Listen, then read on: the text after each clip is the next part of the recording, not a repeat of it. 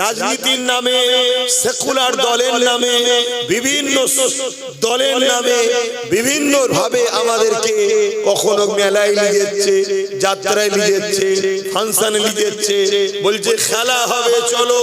খেলতে গিয়ে যে দেখছি অর্ধ উলঙ্গ নাচ হচ্ছে। বুঝছেন তো নাকি? মুসলিম এলাকায় দেখে দেখে মেলা দিচ্ছে, লটারি দিচ্ছে, ফাংশন দিচ্ছে, বলছে এলে নিয়ে যা, ফ্রিতে নিয়ে যা। সুদের মাল, ঘুষের মাল, মদ বিক্রি করা মাল, আমাদেরকে সেই সব অর্থে খাইয়ে আমাদেরকে আস্তে আস্তে ঈমানটা দুর্বল করছে। এই আমার ভাই, তোদের দুশমন নয় আমি।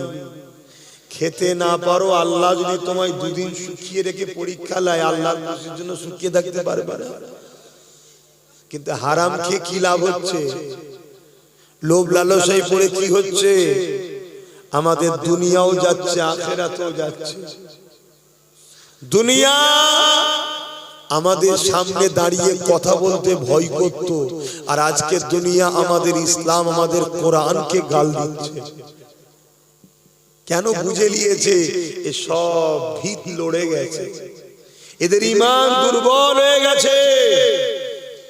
এদের ঈমান দুই ভাবে দুর্বল করা হয়েছে।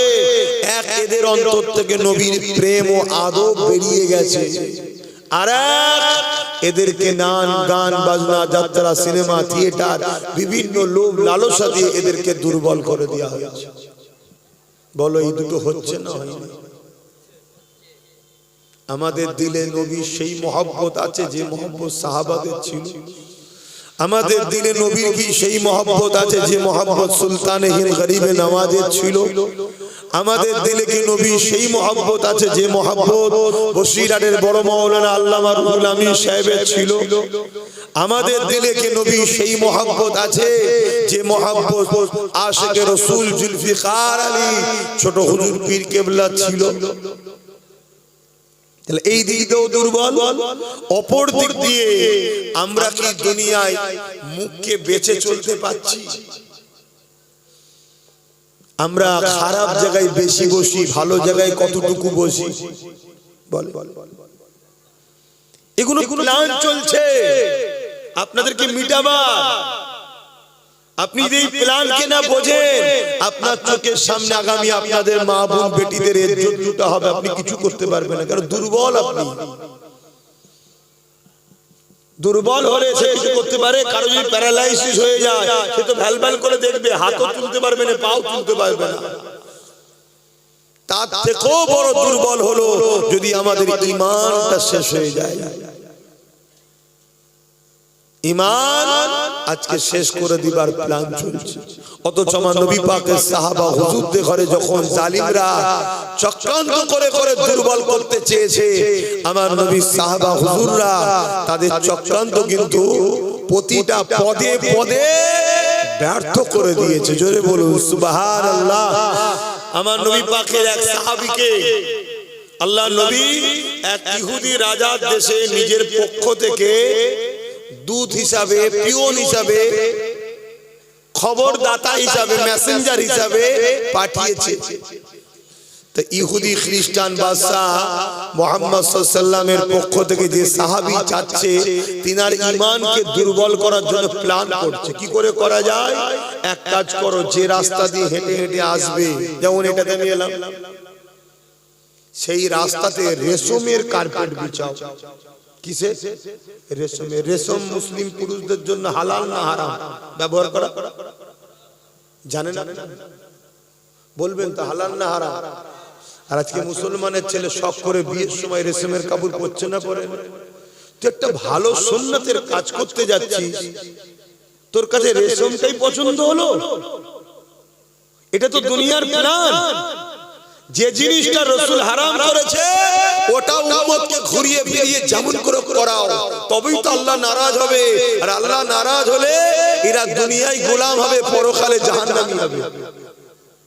যেদিন আমরা আল্লাহকে রাজি করেছিলাম সেদিন আমরা দুনিয়ায় গোলাম ছিলাম না, সেদিন আমরা দুনিয়ায় বাদশাহী করেছি। আজ থেকে 100 বছর পিছিয়ে যান, আমরা এই দুনিয়ার বাদশা ছিলাম, পুরো পৃথিবীতে আমাদের রাজ চলতো। আমেরিকা পর্যন্ত আমাদের হুকুমের ইশারায় চলতো। আমি গল্প বলছি না, আপনারা পড়াশোনা করেন। সুলতান আব্দুল হামিদের নেতৃত্ব পর্যন্ত ব্রিটেন থেকে শুরু করে, আমেরিকা থেকে শুরু করে, ভিয়েতনাম থেকে শুরু করে, রাশিয়া থেকে শুরু করে, ফ্রান্স থেকে শুরু করে যত বড় বড় সুপার পাওয়ার আছে সবাই আব্দুল হামিদের কাছে এসে ভয়ে মাথায় হ্যাট করে দাঁড়িয়ে থাকতো। আমাদের রাষ্ট্র চলতো পুরো পৃথিবীতে। কেন? তারা আমার রাসূলুল্লাহর প্রেমিক ছিল, তারা আল্লাহর দ্বীনের কে কোনো জায়গায় কম্প্রোমাইজ করতো না। আর আজকে মুসলমান একটু পথ পেয়ে গেলে হয়, একটু পথ পেয়ে গেলে সঙ্গে সঙ্গে নিজেকে সেকুলার সাজাতে গিয়ে আল্লাহ বিদ্বেষী কথা চোখের সামনে দেখছে, সেটাকে অ্যাকসেপ্ট করছে, গায়রুল্লাহর অনুষ্ঠানে পর্যন্ত চলে যাচ্ছে। তাহলে বলুন আমরা কত খারাপ হয়ে গেলাম? কই অন্য কেউ তো তার কালচার ছাড়ে না, তা আমরা আমাদের কালচার ছাড়ছি কেন? বলেন বলেন ভাই, এতে অন্য কারো খারাপ লিবার কিছু নেই। তার কাছে তারটা ভালো, আমার কাছে আমারটা ভালো, ঠিক না বেটি? অন্য কেউ কি তার কালচার ছাড়ছে? তুমি আমি শ্রেষ্ঠ নবীর উম্মত হয়ে তোমার আমার কালচার ছেড়ে দিচ্ছি কেন? তাহলে ধ্বংসের দিকে যাচ্ছি। আমার অসুবিধা হচ্ছে না কেন?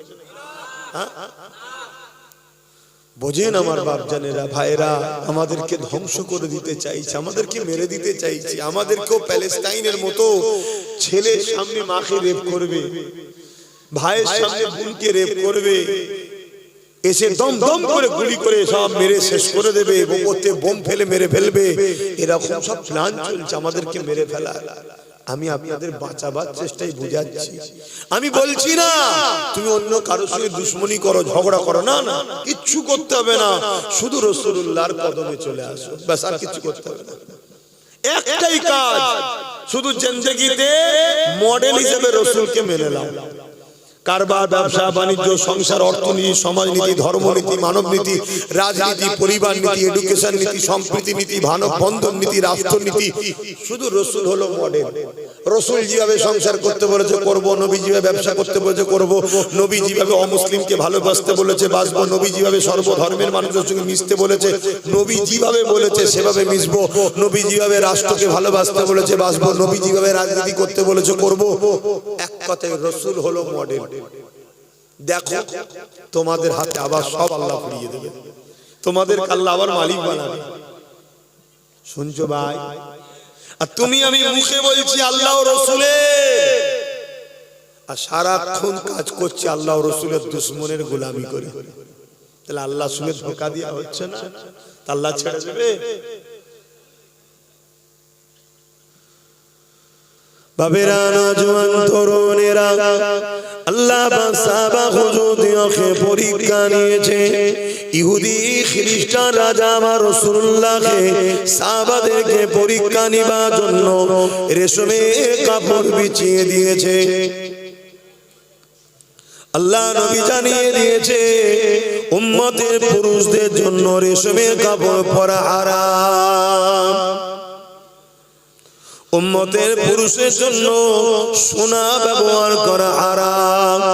এই সোনার মধ্যে যে ধাতু আছে, এই ধাতু পুরুষের শরীরে স্যুট করে না।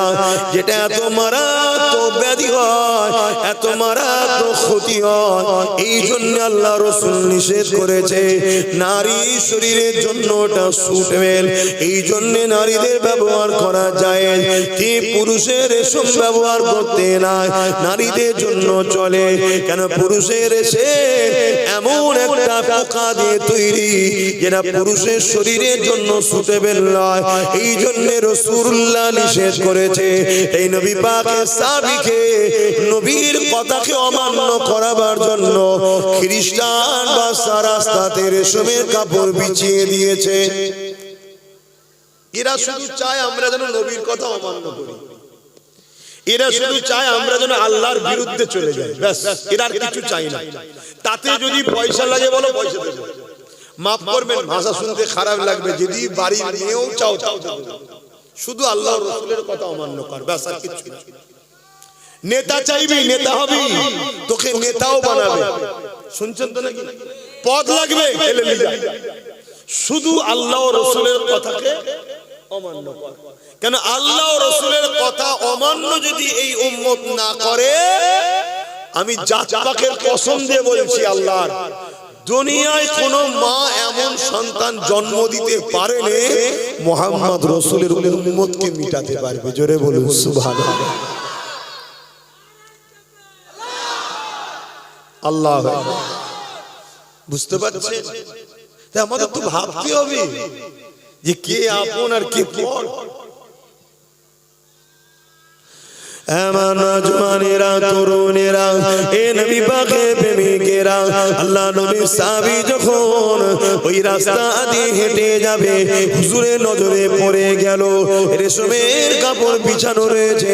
এই হুজুর কোমর থেকে অস্ত্র তরোয়ালটাকে বার করে নিয়ে ওই রেশমের কাপড় যেখানে বেঁধে সিল করা ছিল ওইটাকে কেটে দিয়ে কাপড়টাকে সরিয়ে দিয়ে পাথরের রাস্তার উপর দিয়ে হেঁটে হেঁটে রাজপ্রাসাদের মধ্যে প্রবেশ করছে।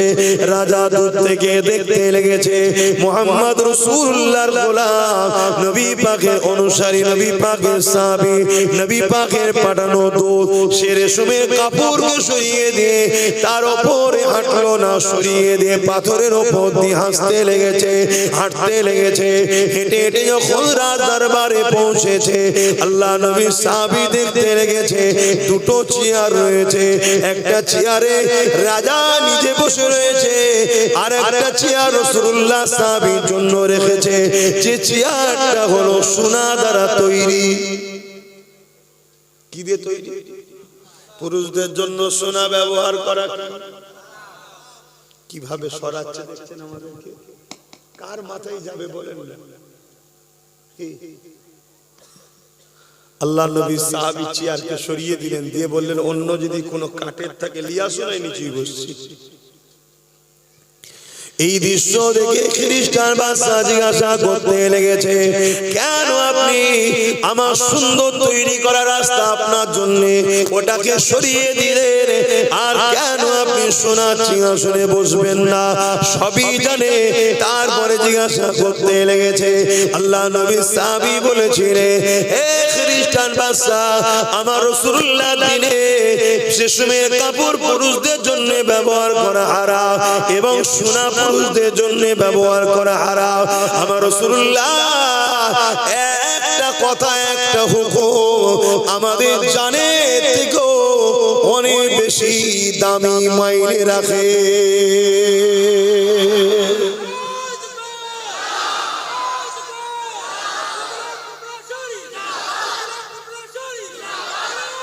আল্লাহ, কিন্তু আজ আমরা কি করছি বলুন? আমাদেরকে দুনিয়া গানে নিয়ে যাচ্ছে, আমরা চলে যাচ্ছি। পিকনিকে লিজে নাচ গান হচ্ছে। পিকনিক করা আমি খারাপ বলবো না, কিন্তু বাজনা গান নাচ এটা তো আমাদের জন্য হারাম। অন্য কারো জায়েজ হতে পারে, আমাদের জন্য হারাম। তো কেউ বলবে নাকি ঠিক আছে এই বছরে ঢোল বাজানো হয়েছিল, গান হয়েছিল, সামনে বছরে ঠিক আছে কোরআন তেলাওয়াত হবে, মানবে অমুসলিমরা? এক কথা বলছো না তো? তাহলে সে তার কালচার ছাড়ছে না, আমি কালচার ছেড়ে দিলাম কেন? আমার কথা কি তোমাদের খারাপ লাগছে? গোড়ামি গোড়ামি লাগছে যে মোল্লারা এই জন্যই তো মরেছে, এরা বড্ড গোড়ালো। হ্যাঁ, গান বাজনা হলো জেনার মন্ত্র। গান বাজনা জেনার মন্ত্র, মানুষকে জেনার দিকে নিয়ে যায়, আর জেনা মানুষকে জাহান্নামের দিকে নিয়ে যায়। ভাবতে পারছো? এ নবী পাকের গোলামেরা, এ নবী পাকের উম্মত উম্মতিরা, মন দিয়ে শুনে যে কাজ করবেন নাকি একবার ভেবে নেওয়া দরকার। এই কাজ আমার রাসূলুল্লাহ নিষেধ করেছে কিনা? আমার রাসূলুল্লাহ যদি নিষেধ করে থাকে ওই কাজ তোমাকে আমাকে করলে হবে না। যদি ওই কাজ করার বিনিময়ে কোটি টাকাও যদি পাওয়া যায়, ওই টাকাকে তোমাকে প্রত্যাখ্যান করতে হবে। ওই কাজ করার পরও যদি তোমার জানের উপরে হামলা হয়, তাও ওই কাজকে প্রত্যাখ্যান করতে হবে। যদি ওই কাজ না করার জন্য তোমাকে জালিমরা জেলে দেবে বলে তোমাকে খুশি মনে জেলে যাওয়াটা উত্তম মনে করতে হবে। কিন্তু রাসূলুল্লাহ নিষেধ করা কোনো কাজকে মানা যাবে না। কেন আল্লাহ তোমাকে আমাকে আশরাফুল মখলুকাত করে এই জমিনের উপরে পাঠিয়েছে, বড় ভালোবেসে পাঠিয়েছে। ওয়া মা খালাকতুল জিন্না ওয়াল ইনসা ইল্লা লিয়াবুদুন। মানব যে জাতি, এই দুই জাতির হিসাব নিকাশ হবে ইল্লা লিয়াবুদুন, আল্লাহ পাকের দাসত্ব করার জন্য পাঠিয়েছে। আল্লাহ দাসত্বটা কি? মা তাখুর রাসূল ফাখুযুহু ওয়া মা নাহাকুম আনহু ফান্তাহু। আমার রাসূলুল্লাহ যা আদেশ করেছে মেনে নিতে হবে, রাসূলুল্লাহ যা নিষেধ করেছে ছেড়ে দিতে হবে। এই রাসূলুল্লাহর আদেশকে আমরা ছেড়ে দিলাম, নবী পাকের নিষেধকে মেনে নিলাম, উম্মতে মুহাম্মাদি দাবি করে বেড়ায়। কিন্তু বুকে হাত দিয়ে বলুন, আমরা তো শুধু নামে তালবকুর, খুঁটি ডুবে না, কোনো পানি নাই। আমরা নামে উম্মতে মুহাম্মাদি, নামে আমরা মুসলমান। নবী পাকের নিষেধগুলো মেনে চলেছি, নবী পাকের আদেশগুলোকে ছেড়ে দিয়েছি। এই জন্যই তো আজকে উড়িষ্যাতেও মার খাচ্ছি আমরা, গুজরাটও মার খাচ্ছি আমরা, পশ্চিম বাংলাতেও মার খাচ্ছি আমরা, সারা দুনিয়াতে মার খাচ্ছি আমরা। কেন মার খাচ্ছি? একটাই কারণ, আমরা মূল জায়গা থেকে সরে গিয়ে 2 নম্বর রাস্তাতে চলতে লেগেছে। যদি বাঁচতে চাও ফিরে আসো, এখনো সময় আছে। আমার রাসূলুল্লাহর কদমে চলে আসো। আমার নবী পাকের কদমে যারা ছিল, দুনিয়া তাদেরকে দেখে ঠাট্টাই আর কি মশকরা করেছিল। তাদের পায়ে জুতো ছিল না, পরনায় ছিঁড়া জামা ছিল, কিন্তু 313 জন অর্ধেক পৃথিবীকে বিজয় করে নিয়েছিল। আরো জোরে বলুন সুবহান।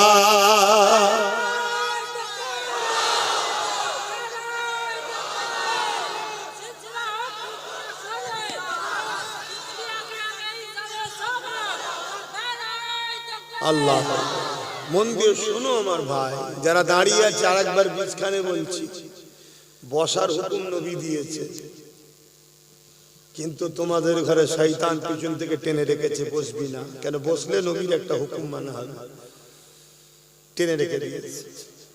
এবারে ভালো লাগে শোনো, না ভালো লাগে না শোনো, আমার কি যায় আসে? যা বসে গেছে যথেষ্ট। কি যা বসে গেছে যথেষ্ট, আলহামদুলিল্লাহ। এই যে বলার পরে কিছু ভাই বসলো না, এরা বসে নেকি পেলো, আমার কি হলো? এরা বসলো, আল্লাহ খুশি হলো এদের উপরে।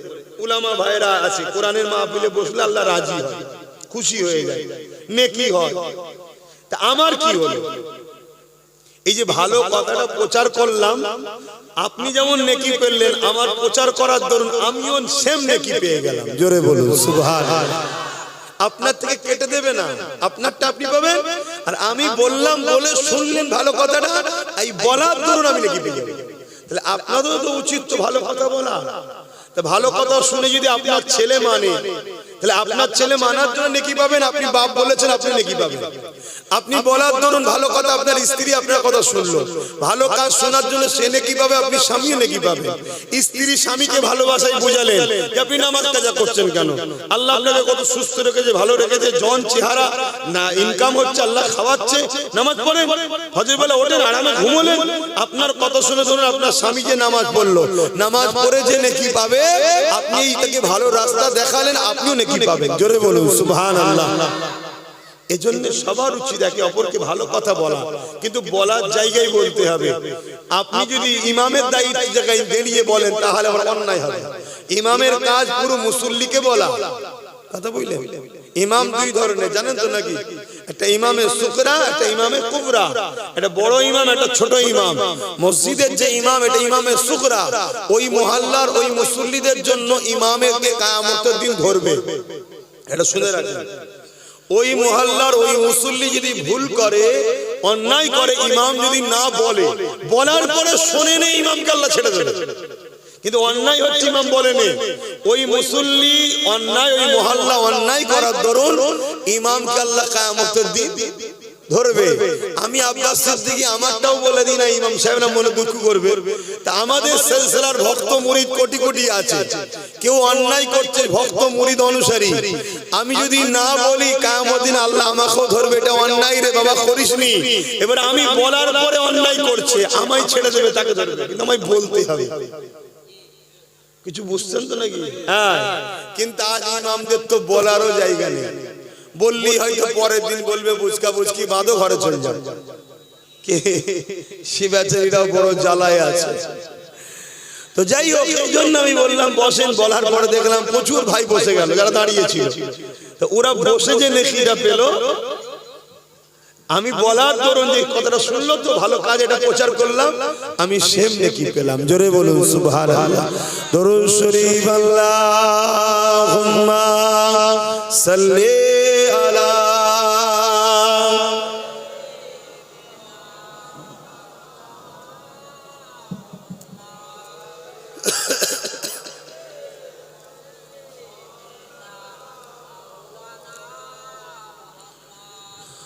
মধুর চেয়েও মধুর আরো আমার নবীর নাম, আমার নবীর নাম। মধুর চেয়েও মধুর আরো আমার নবীর নাম, আমার নবীর নাম।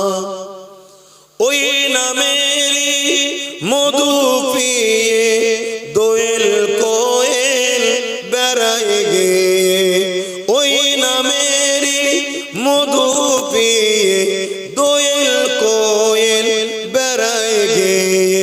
বুলবুলি গায় ওই নামের গুণ, বুলবুলি গায় ওই নামের গুণ, আমার নবীর নাম। মধুর চেয়েও মধুর আরো আমার নবীর নাম। আল্লাহুম্মা সাল্লি আলা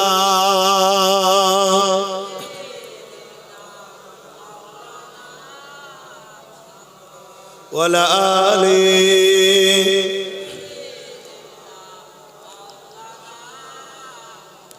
মুসলমান ঘরের ছেলে মেয়েরা, তরুণেরা, বাপেরা, নজওয়ানেরা, এই দুনিয়া আমাকে আপনাকে ধ্বংসের দিকে নিয়ে যেতে চাইছে।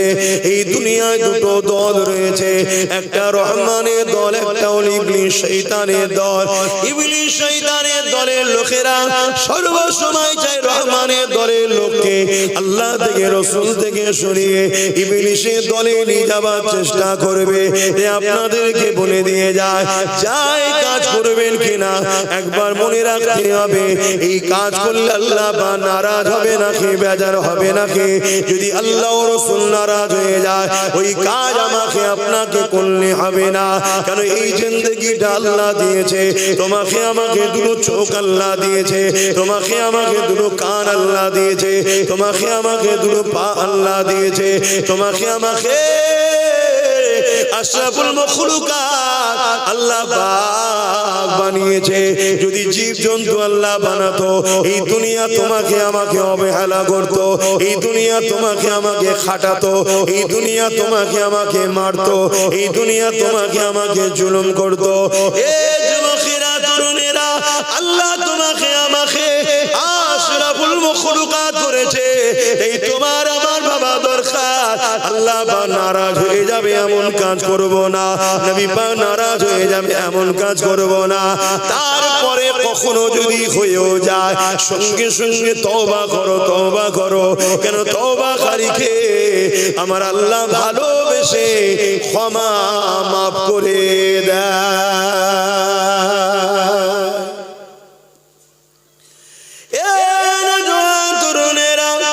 আমাকে আপনাকে তো ভাবা দরকার, আমার আপনার জন্য মডেল হলো রাসূলুল্লাহ। মাতাকুমুর রাসূল ফাখুযুহু ওয়া মা নাহাকুম আনহু ফান্তাহু। নবী যা আদেশ করেছে মেনে নিতে হবে, নবী যা নিষেধ করেছে ছেড়ে দিতে হবে। লাকাদ কানা লাকুম ফি রাসূলিল্লাহি উসওয়াতুন হাসানাহ। আল্লাহ পাক আমার নবীকে আমার আপনার জন্য মডেল করে পাঠিয়েছে গো। তুমি নামাজ কিভাবে পড়বে আমার নবীকে দেখো, অন্য কাউকে নয়। রোজা কিভাবে রাখবে আমার নবীকে দেখো, অন্য কাউকে নয়। হজ কিভাবে করবে আমার নবীকে দেখো, অন্য কাউকে নয়।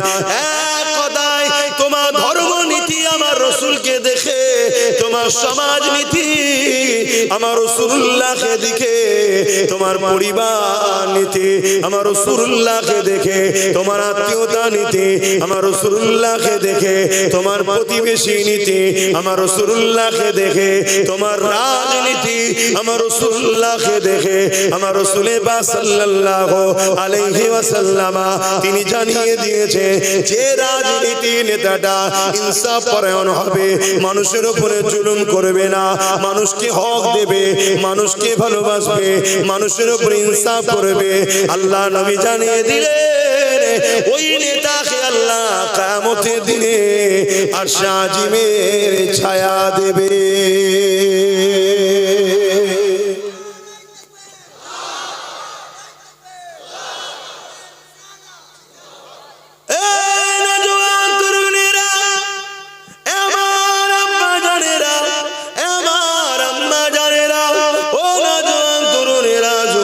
বাপেরা মন দিয়ে শোনো, এই দুদিনের দুনিয়ার ময়দানে জোরে আল্লাহকে ভুলে যেও না, রাসূলকে ভুলে যেও না। কেন নবী আমার আপনাকে বড় মহব্বত করে, আমার আল্লাহ আমাকে আপনাকে বড় মহব্বত করে। আমি আপনি যখন আল্লাহ রাসূলের নাফরমান কোনো কাজে যায়, হয়তো দুনিয়ার কোন জালিম নেতা তোমাকে নিয়ে যাচ্ছে, চ অমুকের ঘরটা ভাঙবো, অমুকের জমিটা দখল করব, অমুকের নামে তুই মিথ্যা সাক্ষী দিবি, আমার আল্লাহ তখন তোমাকে বারবার ডাকতে লাগে, ওরে আমার বান্দার এইদিকে যাস না, ওটা নাফরমানির রাস্তা, ওটা অন্যায়ের রাস্তা, ওটা শয়তানি রাস্তা।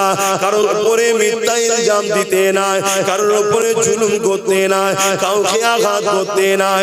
তোদের যদি লড়াই করতে হয়, তোদের যদি ভালোবাসতে হয়, তোদের যদি আত্মীয়তা করতে হয়, মান আহাব্বা লিল্লাহ ওয়া আবগাদা লিল্লাহ ওয়া আতা লিল্লাহ ওয়া মানা লিল্লাহ ফাকাদ ইসতাকমালাল ঈমান। তোরা ভালোবাসবি আমি আল্লাহ আমার জন্য, তোরা দুশমনি করবি আমি আল্লাহ আমার জন্য, তোরা আত্মীয়তা করবি আমার জন্য, বিচ্ছেদ হবে আমার জন্য। যেখানে আমি আল্লাহ নাই ওখানে যার জন্যই বলুক না কেন, তোরা একে অপরের সঙ্গে দুশমনি করবি না, একে অপরকে তোরা ভালোবাসতে যাবি না। যখন ভালোবাসবি উদ্দেশ্য যেন আমি আল্লাহ থাকি, ইমামকে ভালোবাসবি এই জন্য ভালোবাসবি, ইমাম আমার ঘরের মেহমান, ইমাম আমার ঘরের খাদেম, ইমাম আমার ঘরকে আবাদ করার জন্য আমি আল্লাহ আমার পাঁচ ওয়াক্ত নামাজের জন্য সে ইমামতি করে, তাকে ভালোবাসবি আমার জন্য। যদি ওই ইমাম আমার পক্ষে না হয় তাহলে তাকে ভালোবাসাও যাবে না। হুজুরকে ভালোবাসবি আমার জন্য, মুফতিকে ভালোবাসবি আমার জন্য, আলেমকে ভালোবাসবি আমার জন্য। কিন্তু ওই হুজুর ওই মুফতি মাওলানা যদি আমার পক্ষে না হয়, দুনিয়ার স্বার্থবাদ যদি হয়ে যায়, তাদেরকেও ভালোবাসা যাবে না। শুনছেন তো নাকি? তাহলে আব্বাসকে ভালোবাসতে যদি হয় কার জন্য ভালোবাসবে? জোরে বলো, হাত তুলে দেখান, শাহাদত আকুল বলুন আল্লাহর জন্য, বলুন আল্লাহর জন্য। হাত নামান। আমার সঙ্গে যদি কারো লড়াইও করতে হয়, উদ্দেশ্য কার জন্য? জোরে বলুন আকুল তুলে আল্লাহর জন্য, আল্লাহর জন্য। হুজুর তো কি হয়েছে, যদি হুজুরের সঙ্গে লড়াই করতে হয় উদ্দেশ্য যেন আল্লাহ থাকে, গ্রুপবাজি নয়। শুনছেন? আমার নেতার বিরুদ্ধে বলেছে চলো সঙ্গে ঝগড়া করবো না, যদি আল্লাহর জন্য আমার সঙ্গে কেউ লড়াই করে, আল্লাহর জন্য তার লড়াইটা ঠিক, আর আল্লাহর জন্য যদি কেউ আমায় ভালোবাসে ভালোবাসাটাও ঠিক। অন্য কোন স্বার্থ আমাদের চলবে না। দুনিয়ার বাকি কে কি করছে আমার দেখার দরকার নেই বাপ। আমি তুমি বিশ্বাস করি তো আখিরাত আছে, বাকিরা বিশ্বাস করে না, তারা যা খুশি করতে পারে, আমার কি দেখার দরকার? তুমি আমি বিশ্বাস করি মরণের পরে উঠানো। বলুন বলুন, এটা মানেন তো? তাহলে তোমাকে আখিরাত বলে একটা জায়গা আছে, যদি কেউ এটা না মানে তার জন্য তো আমার এই ওয়াজ নয়। তার বিষয়ে তো আমার কোনো কথা নয়। তুমি মানো জান্নাত আছে, জাহান্নাম আছে, মানো তো না? তুমি মানো আল্লাহ বিচার করবে, তাই তো নাকি? তাহলে তোমার সাথে অন্যজনের তো টালি করলে হবে না, আর অন্যজনের মতো তোমায় তো চললে হবে না। এ আমার মা বোনেরা, অন্যজন গায়ে কাপড় না রেখেও ঘুরতে পারে, কেন? তার কাছে আখিরাত নেই, তার কাছে জাহান্নামও নেই, জান্নাতও নেই, কিন্তু তোমার কাছে আছে তো। তাহলে তুমি অন্যজনকে দেখে কেন চলছো? অন্যজন যা খুশি পাবে খেতে পারে, যেখান থেকে টাকা পাবে নিয়ে যেতে পারে, কিন্তু মা বোন তোমার তো চলবে না। তোমাকে তো আখিরাত বিশ্বাস করো, আর যদি বলো না আখিরাত মানিনি, ভাই তাহলে তো তার কাছে আমার হজ করার কি বুঝাবো? আমি যে কোরআন মানে না, রাসূল মানে না, আল্লাহ মানে না, নবী মানে না, আখিরাত মানে না, তাকে আমি কি বুঝাবো ভাই? তার কাছে আমার ধর্ম শুনিয়ে তো লাভ নেই, কে শুধু মানে না। আমার হজ বুঝছেন তো? অসুবিধা হচ্ছে? বাবেরা, নওজোয়ান তরুণেরা, এ নবী পাকে প্রেমিকেরা, আখিরাতটা বড় কঠিন হবে। আখিরাতের প্রথম ঘাঁটি হলো কবর। দুনিয়াবি জিন্দেগি শেষ হলো মৃত্যু, আর আখিরাতের প্রথম বর্ডার হলো কবর। এই কবর হবে বড় ভয়ানক। আল্লাহ নবী জানিয়ে দিলেন, জমিন কবর প্রতিদিন মানুষকে ডেকে ডেকে বলে, এ দুনিয়ার মানুষেরা, আমার উপরে বড় অহংকারের সঙ্গে হাঁটো, আমার উপরে বড় অহংকারের সঙ্গে ঘুরে বেড়াও, আমার উপরে তুমি আল্লাহ রাসূল বলে ঘুরে বেড়াও। মনে রেখে দিও, আমার কাছে আসার আগে তোমাকে তৈরি হয়ে আসতে হবে। কেন? আমি কবর একা থাকার জায়গা, আমি কবর পোকামাকড়ের জায়গা, আমি কবর অন্ধকার জায়গা। কার কখন মৃত্যু হবে কেউ জানে না। এখনই মরলে কাল আমার দাফন হবে, এখনই মরলে কাল আপনার দাফন হয়ে যাবে। ওই কবরের জমিনে আমি আপনি কি করব? এই জন্য আল্লাহ কোরআনে জানিয়ে দিলে, ওয়ালতানজুরু নাফসুম মা কদ্দামাত লিগাদ, প্রতিটা নফসের রুচি পরকাল নিয়ে বেশি বেশি চিন্তা করা। কি করে আমার কবরে ওই জাহান্নামের আগুন থেকে বাঁচবো, কি করে আমার কবরে সাপ বিচ্ছু থেকে বাঁচবো, কি করে আমার কবরে জান্নাতের বাগান হবে, এটা তো তোমাকে আমাকে চিন্তা করতে হবে। এই চিন্তা কি করে করবে? দুনিয়াদারির মধ্যে দিয়ে করবে। যদি বলেন কেমন করে? হালাল ইনকাম যদি করো, কবর জান্নাতের বাগান হবে। বাপ মাকে যদি ভালোবাসো, কবর জান্নাতের বাগান হবে। স্ত্রীকে যদি তার অধিকার দাও, কবর জান্নাতের বাগান হবে। সন্তানকে যদি স্নেহ মমতা দিয়ে লালন পালন করো, কবর জান্নাতের বাগান হবে। প্রতিবেশীর সঙ্গে সৎ ব্যবহার করো, কবর জান্নাতের বাগান হবে। এতিমের হক দাও, কবর জান্নাতের বাগান হবে। বিধবাকে আশ্রয় দাও, কবর জান্নাতের বাগান হবে। জুলুম যেখানে হচ্ছে, জালিমের বিরুদ্ধে লড়াই করে মুসলিমের পক্ষে দাঁড়াও, কবর জান্নাতের বাগান হবে। অর্থাৎ তোমার দুনিয়াদারির মধ্যে কবর জান্নাতের বাগান হওয়ার ব্যাপার রয়েছে। কিন্তু উল্টোটা যদি করো, কারো মেরে যদি খাও, কারো লুটে খাও, মাল হরণ করে খাও, এতিমের মাল ছেড়ে খাও, বিধবার মাল ছেড়ে খাও, গরিবের মাল ছেড়ে খাও, মিথ্যা মিথ্যা মামলা করো, কারো ঘর ভেঙে দাও, কারো জমি অধিকার দখল করে নাও, এই সব যদি করে বেড়াও, ওই কবর তোমার জন্য জাহান্নামের একটা গর্ত হয়ে যাবে। শুনছেন? এবারে কেউ বলতে পারে, আমি ঝেড়ে খাইনি, কিন্তু ঝেড়ে যে খায় তাকে আমি সাপোর্ট করেছি, আমার কি হবে? আমরা মুসলমান এখন ওই জায়গাতে আছি তো, আমরা ঝাড়ার দিকে অতটা নেই, কিন্তু যারা ঝাড়ে তাদের সাথে আছি। এই ভুল বলছি নাকি? তা আমাদের কি হবে? আল্লাহ নবী জানিয়ে দিলেন, অন্যায় দেখে যারা চুপ থাকে, কিয়ামতের দিন আল্লাহ তাদেরকে বুবা শয়তান করে উঠাবে। শুনছেন? এ যুবকেরা, আল্লাহ নবী আরো জানিয়ে দিলেন, কেউ অন্যায় করছে দেখার পরে যদি সে চুপ থাকে, তার মানে অন্যায়কে সে সাপোর্ট করে দিল। অন্যায় করা আর অন্যায়কে দেখে খামোশ থাকা, চুপ থাকা, দুটো একই জায়গায় পড়ে যাবে।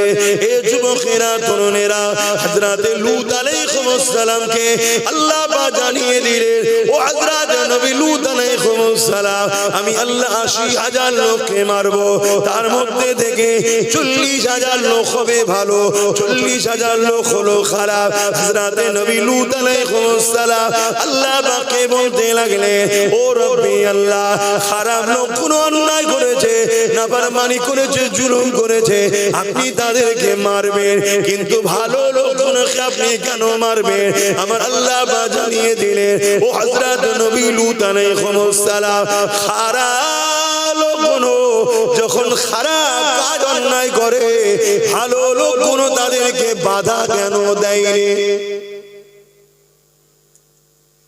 শুনছেন? আল্লাহ নবী মিশকাত শরীফের হাদিসের মধ্যে জানিয়ে দিলে, আমার উম্মতেরা কেউ জুলুম করলো, কেউ সন্ত্রাসী করলো, কেউ আতঙ্কবাদী করলো, কেউ এমন করে অত্যাচার করলো, তুমি জানার পরও যদি তার এই নিয়তে সাথ দাও, তাকে শক্তিশালী করার দরুন আল্লাহ নবী জানিয়ে দিলেন, ওই উম্মতটা, ওই মুসলমানটা ইসলাম থেকে বেরিয়ে যাবে। কি বুঝছো? চুরি করেছে, মাল ভাগ লাই, কিন্তু একসাথে করেছে না, আমি তো লিইনি, একই রেহাই পেয়ে যাবে মনে হয়? আপনি নিচে বসে বললেন, ভাবেন আমার ভাই, দুনিয়া আপনাদের ঘরে চাইছে শুধু আল্লাহ ও রাসূলের নাফরমানির কাজটা করিয়ে দাও। কেন? তারা আপনাদেরকে মেরে দিতে চায়, আর যখন মারবে আল্লাহ যদি আপনার উপরে বেজার হয়ে থাকে তাহলে সাহায্য পাঠাবে না, আর যদি রাজি থাকে বদরের মতো ফেরেশতা তাতানাজ্জালু আলাইহিমুল মালায়েকা, আল্লাহ ফেরেশতা পাঠাবে, আর আল্লাহ যদি ফেরেশতা পাঠায় আপনাদেরকে কেউ হারাতে পারবে? বদরে সেই ইতিহাসটা একবার একটু স্মরণ করে দিই। আল্লাহ নবীর কানে খবর এসে গেল, মক্কা থেকে 1000-এর উপরে সন্ত্রাস বাহিনী বেরিয়েছে, যাদের নেতৃত্ব দিচ্ছে আবু জাহেল, সন্ত্রাসের ইমাম ছিল, সন্ত্রাসের লিডার ছিল। 1000 সৈন্য নিয়ে, তার অধিক রয়েছে সৈন্য নিয়ে বেরিয়ে পড়েছে। কি জন্য বেরিয়েছে? মদিনার জমিনে আল্লাহ নবী সাহাবাদের নিয়ে বড় আনন্দে রয়েছে, বড় আরামে রয়েছে। মদিনা থেকে দুনিয়া জমিনে আল্লাহ নবী হকের মেসেজ দিচ্ছে, ইনসাফের মেসেজ দিচ্ছে, মানবতার মেসেজ দিচ্ছে, মা বাপের হকের কথা বলছে, স্ত্রীর মর্যাদার কথা বলছে, স্বামীর হকের কথা বলছে, এতিমের হকের কথা বলছে, বিধবার হকের কথা বলছে। শুধু ইসলাম বলে দিলে হবে না, কারণ ইসলাম বলতে সন্ত্রাস বোঝায়, ইসলাম বলতে জঙ্গিবাদ বোঝায়। এটা ইসলাম বিদ্বেষীরা প্রচার করছে না, করেনি। একটু খুলে বলতে হবে, সন্ত্রাস তো তারা যারা ইসলামেরই বিরোধী করে, জঙ্গিবাদ কারা? যারা ইসলামের বিরোধী করে, কিন্তু তাদের হাতে মিডিয়া, তাদের হাতে পাওয়ার, তাদের হাতে কলম, তাদের হাতে কাগজ, তারা লিখে দিচ্ছে ইসলাম হলো জঙ্গিবাদ, বলছে না? বলে, কিন্তু অ্যাকচুয়ালি জঙ্গিবাদ তো তারা যারা ইসলামের বিরোধী করে। কারণ ইসলাম প্রেমের নাম, ভ্রাতৃত্বের নাম, ভালোবাসার নাম, ঐক্যের নাম, সাম্যের নাম, স্নেহের নাম, ইসলাম সম্প্রীতির নাম, মানব বন্ধনের নাম, খোদার তো মানুষকে খানা খাওয়াবার নাম ইসলাম। জোরে বলুন সুবহানাল্লাহ। তাই একটু খুলে খুলে বলছি,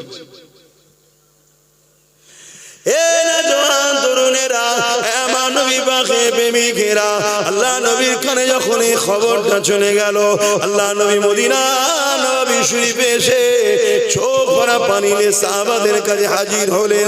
সাহাবা হুজুররা আল্লাহ নবীকে জিজ্ঞাসা করলেন, ইয়া রাসূলুল্লাহ, হাবিবাল্লাহ, আপনাকে কে কাঁদালো?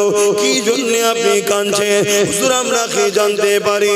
আল্লাহ নবী বললেন, বাবা সাহাবারা, আমার কাছে খবর এলো 1000-এর অধিক সৈন্য নিয়ে মক্কার সন্ত্রাস আবু জেহেল, উতবা, সাইবা, যারা আমি রাসূলুল্লাহকে মক্কাতে শহীদ করে দিতে চেয়েছিল, আল্লাহর হুকুমে আমি হিজরত করেছি। তারা আজকে মদিনার উপরে হামলা করবে, মদিনায় তারা সমস্ত মানুষের উপরে জুলুম করবে, এবং আমি রাসূলুল্লাহ আমাকে শহীদ করে দিতে চাইছে। সাহাবা তোমাদের উপরে জুলুম করবে, মদিনার বয়স্ক বাপ মাদের উপরে জুলুম করবে, বাচ্চাদের উপরে জুলুম করবে, নারীদের উপরে জুলুম করবে, কারণ এদেরকে আমি রাসূলুল্লাহ চিনি, এরা হলো জালিম, এদের মধ্যে কোনো দয়া ময়া নাই, যেমন চেঙ্গিস খানের মধ্যে কোনো দয়া ময়া ছিল না। নাম শুনেছেন? 1 কোটি মেয়ের ইজ্জত লুটেছে, এই সরি 1 লক্ষ, 1 কোটির উপরে মুসলমানকে হত্যা করেছে চেঙ্গিস খান, 1 লাখের উপরে আলেমকে হত্যা করেছে চেঙ্গিস খান। আর আমার বর্তমান যারা আলেম উলামা ভাইরা আছো, ওপেন বলছি, ব্রিটিশ পিরিয়ডও এত আলেমদেরকে মেরেছিল ব্রিটিশরা, 20-25টা গ্রামে এমন লোক পাওয়া যেত না যে একটা কেউ জানাজা পড়তে পারবে। এই দল ছাড়া নিজেদের মধ্যে ভাগ বাটরা হয়ে আছে, আর জালিমদের পিছনে অনেকে ঘুরছেন। পরিবর্তন হন, ঐক্য হন, সংগঠিত হন। না আজকের ব্রিটিশ গুলো কিন্তু দিন এসে গেছে, প্রথমে আপনাকে আমাকেই টার্গেটে দেয়। কিছু শুনছেন? এ নওজোয়ান তরুণেরা, আল্লাহ নবী নবী দয়াল নবী সাহাবা হুজুরদিগকে বলতে লেগেছে, বাবারা তারা বড় ভয়ঙ্কর, বড় জালিম, অত্যাচারী। এ নওজোয়ান তরুণেরা, কতটা কষ্ট করেছে নবী আমার, সেই নবীর দিনকে আজ লোক গালি দিচ্ছে, সেই নবীর রেখে যাওয়া কোরআনের শানে মিথ্যাচারী করছে, সেই নবীর ইসলামের নামে মিথ্যা প্রচার করছে। উম্মতে মুহাম্মাদি, তোমার আমার কোনো খেয়াল নাই, তোমার আমার কিছু যায় আসছে না। তুমি আমি কি করে 500 টাকা ইনকাম করব, কার কাছে গেলে 1000 টাকা পাবো, এই নিয়েই তুমি আমি ব্যস্ত। মনে রাখবে, ভিক্ষা চেয়ে তোমাকে আমাকে জীবন কাটাতে হবে। আর তুমি যদি মনে করো আমি ইজ্জতওয়ালা হতে চাই, শানওয়ালা হতে চাই, সম্মানওয়ালা হতে চাই, দুনিয়া আখিরাতের কামিয়াবি পেতে চাই, তাহলে তোমাকে আমাকে আল্লাহ যে জন্য বানিয়েছে ওই ডিউটিতে লেগে যাও। আল্লাহ কি জন্য বানিয়েছে? আল্লাহ বানিয়েছে কুনতুম খায়রা উম্মতি উখরিজাত লিন-নাস তা'মুরুনা বিল মা'রুফ ওয়া তানহাউনা আনিল মুনকার। অন্যায় করো না, অন্যায়কে মিটিয়ে দাও, ন্যায় করো, ন্যায়কে প্রতিষ্ঠিত করো। এই দুটো কাজ আল্লাহ তোমাকে আমাকে দিয়েছে। অর্থাৎ অন্যায়কে বন্ধ করো, অন্যায় করলে কেউ তাকে রুখে দাও, ন্যায় কাজ করো, সমাজকে ন্যায় প্রতিষ্ঠিত করো। নামাজ পড়া যেমন নাই, নারীদের ইজ্জত লুটা হচ্ছে, এই নারী মায়ের জাতের হয়ে লড়াই করে এই রেপকে সমাজ থেকে বন্ধ করা, এটাও হলো তোমার আমার জন্য হুকুম। কি উচিত না উচিত? রোজা রাখা যেমন হুকুম, এই সমাজের এতিম, অসহায়, গরিব খেতে পাচ্ছে না, তাদের খাবার ব্যবস্থা করারও হুকুম আমাদের জন্য। যাক, আমি ওই দিকে আমি যাচ্ছি না। আমি বদরের কথা বলছিলাম। আল্লাহ নবী কাঁদছেন, সাহাবা হুজুররা জিজ্ঞেস করলেন, হুজুর কে কাঁদালেন? আল্লাহ নবী বললেন, বাবা আমি খবর পেলাম 1000-এর উপরে সৈন্য নিয়ে আবু জেহেল সন্ত্রাস আসছে, মদিনার উপরে হামলা করবে। বাবা তোমরা তো সবে ইসলাম কবুল করেছো, শুনছেন? তোমরা তো সবে মুসলমান, ইসলাম কবুল করেছো, তোমরা কি আমার সাথ দেবে? আর আজকে আমরা কত বছর ধরে মুসলমান, আমার বাপ মুসলমান, তোমার আব্বা, তোমার দাদু, তোমার নানা সব তো মুসলমান নাকি? আর আমরা ইসলামের জন্য কি করছি বলো?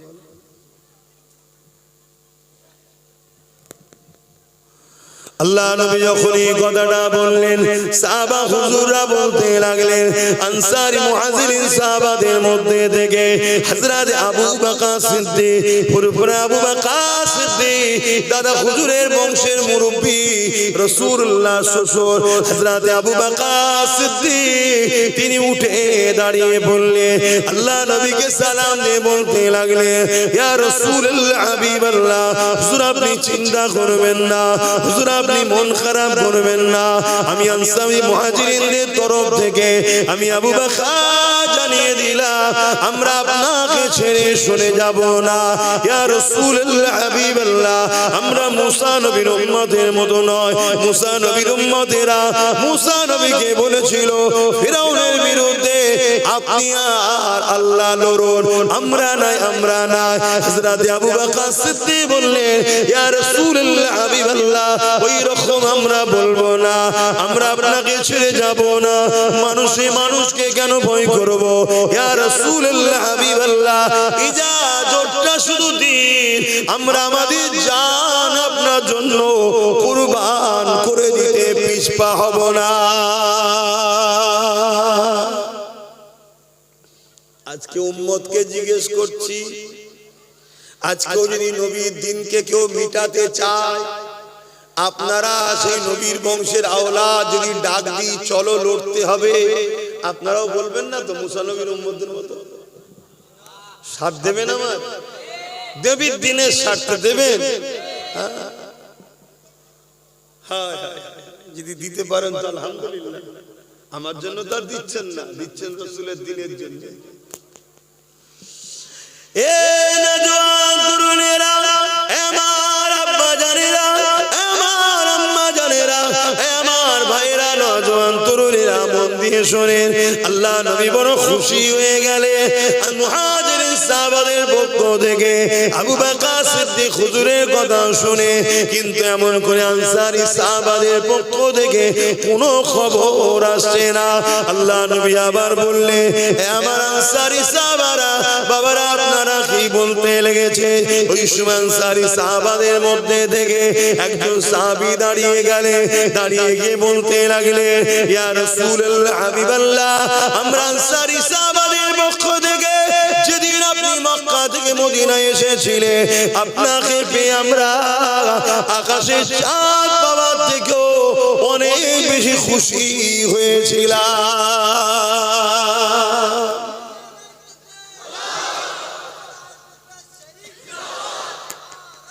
আল্লাহ। তো হুজুর, আপনি আমাদেরকে কথা জিজ্ঞেস করছেন কেন হুজুর? আমরা যখন আপনার হাতে বায়াত হয়েছিলাম, নবী বলে, রাসূল বলে আপনাকে মেনে, আপনার কথাতে আল্লাহকে আল্লাহ বলে মেনে নিয়েছি, সেদিন থেকে আমাদের জান মাল, জমি জায়গা, ঘর বাড়ি সব তো হুজুর আল্লাহ আপনার। জোরে বলুন সুবহানাল্লাহ। কি মহব্বত দেখুন, আমরা সেই মহব্বত করতে পারছি? আমাদেরকে এই মহব্বত করতে হবে। আমাদের ঘর, আমাদের বাড়ি, আমাদের পরিবার, আমাদের বাপ মা, আমাদের ব্যাংকে, আমাদের পকেটে যেখানে যা আছে, এগুলো আমাদের নয়, আল্লাহ ও রাসূলের। যতক্ষণ তিনারা নেবে না, খরচ করছো করো, কিন্তু তিনাদেরকে ভুলে যেও না। যখন প্রয়োজন হবে দিয়ে দিতে হবে। কথা কিছু শুনছো ভাই? তবেই তো ঈমানদার। আর নাই মুসলমান তো অনেক। সব মুসলমান জান্নাত যাবে নাকি? সব মুসলমান জান্নাতে যাবে না, ঈমানদার মুসলমান জান্নাতে যাবে। সব মুসলমান ঈমানদার নয়, সব মুসলমান বলুন ঈমানদার নয়, কিন্তু সব ঈমানদারই মুসলমান। সব ঈমানদারই। প্রত্যেকটা মানুষ জন্ম হয় ফিতরাতের দিক দিয়ে মুসলমান হয়ে। এই মুসলমানকে দুনিয়ায় এসে ঈমান নামক নিয়ামতটা অন্তরে ধারণ করতে হয়। যে মুসলমানগুলো ঈমান নামক নিয়ামতটাকে অন্তরে ধারণ করতে পেরেছে, অর্থাৎ সে জান্নাতের দেশে যাবার ভিসা পেয়েছে। যে ভাষায় আপনারা বুঝবেন, কি এক দেশ থেকে আরেক দেশে যেতে গেলে ভিসা লাগে না, লাগে না? তো দুনিয়ার দেশ থেকে জান্নাতের দেশে যাবেন ভিসা ছাড়া? এই দুনিয়া হলো ভিসা অফিস। এই বাঁদিকের স্তনের নিচে যে অন্তর রয়েছে, রূহ রয়েছে, হৃদয় রয়েছে, কলব রয়েছে, এটা হলো পাসপোর্ট। এখানে আপনাকে লা ইলাহা ইল্লাল্লাহ মুহাম্মাদুর রাসূলুল্লাহ সিল মারতে হবে। ওই অন্তরটা, ওই দিলটা, ওই সিনাটা, ওই শরীরটা, ওই মানুষটা আল্লাহর জান্নাতে যাবে। জোরে বলুন সুবহানাল্লাহ। আর যার এখানে নেই, সে তার বাপ হাজি, মা হাজি, পরিবারের সব হাজি, বাপ হাজি, বাপ পীর, দাদু পীর, সব পীর তো কি হয়েছে শুনছেন নাকি? সব জান্নাতে যাবে, সে বেটা ফসকে যাবে। কিয়ামতের দিন অনেক বাপ জান্নাতে যাবে, ছেলে জাহান্নামে চলে যাবে। অনেক ছেলে জান্নাতে যাবে, বাপ জাহান্নামে চলে যাবে। অনেক মা জান্নাতে যাবে, মেয়ে জাহান্নামে যাবে। মেয়ে জান্নাতে যাবে, বাপ জাহান্নামে যাবে। কিচ্ছু করার নেই। এটা দুনিয়ার সম্পর্ক, বাপ বেটা, ভাই বোন, স্ত্রী, দুনিয়াদার। মৃত্যুর পরে সব সম্পর্ক শেষ। কিয়ামতের দিনে আজব বিষয় হবে, আজব বিষয়। কিয়ামতের দিন দেখা যাবে এমন এমন লোক জাহান্নামে যাচ্ছে, যাদেরকে দেখে ময়দানে মাহশরে সবাই অবাক হয়ে যাবে, এই লোকটা জাহান্নামে যাচ্ছে, কি রে? আমরা তো জানতাম ফেরেশতার থেকেও ভালো। শুনছে? আবার কিয়ামতের দিন এমন লোক জান্নাতের লাইন দিয়েছে, যাকে দেখে সবাই মাথায় হাত দিয়ে বলি, সর্বনে জীবনে ভালো কাজ করেছে দেখিনি, এ জান্নাত যাচ্ছে কেন? শুনছে? খুব সাবধান, খুব সাবধান। আল্লাহর হুকুম মানেন, নবীর হুকুম মানেন, কিন্তু এই হুকুম মানেন মহব্বতের সাথে, রাসূলকে আদবের সাথে মেনে নিয়ে। কষ্ট হচ্ছে না তো? একটু বলি নাকি?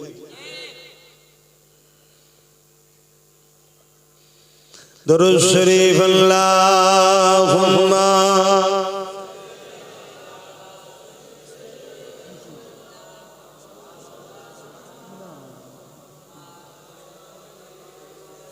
আমার এই ছেলেটা কোথায় গেল? আমার সাথে যে ছেলেটা এসেছিল কোথায় গেল? ও আসলে ওকে বলে।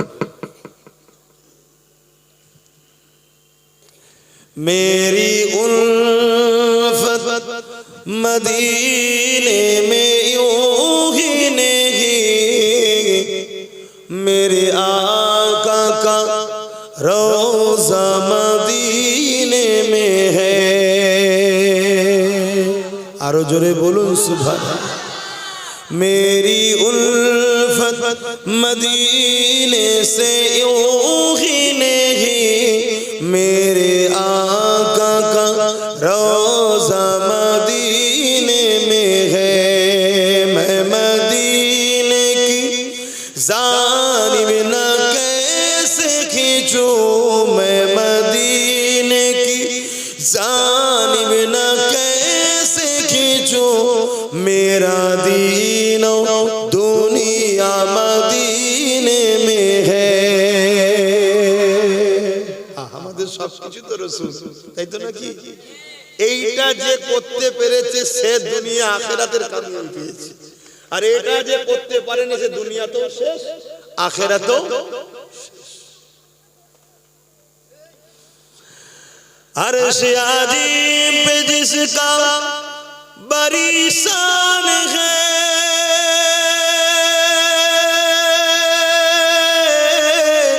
रोज़ाए मुस्तफा जिसकी पहचान है, रोज़ाए मुस्तफा जिसकी पहचान है, जिसका हम पल्ला कोई मुहल्ला नहीं, जिसका हम पल्ला कोई मुहल्ला नहीं, एक ऐसी मुहल्ला मदीने में है।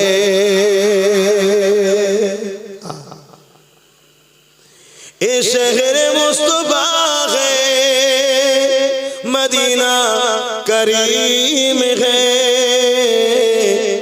ये शहर मुस्तफा है, मदीना करीम है। सबको निभा रहा है, मदीना करीम है। क्यों ना एक करीम है, आका करीम है। क्यों ना एक करीम है, आका करीम है। सबको निभा रहा है, मदीना करीम है। मेरी उल्फत मदीने से यूं ही नहीं, मेरे आका का रोज़ा मदीने में है।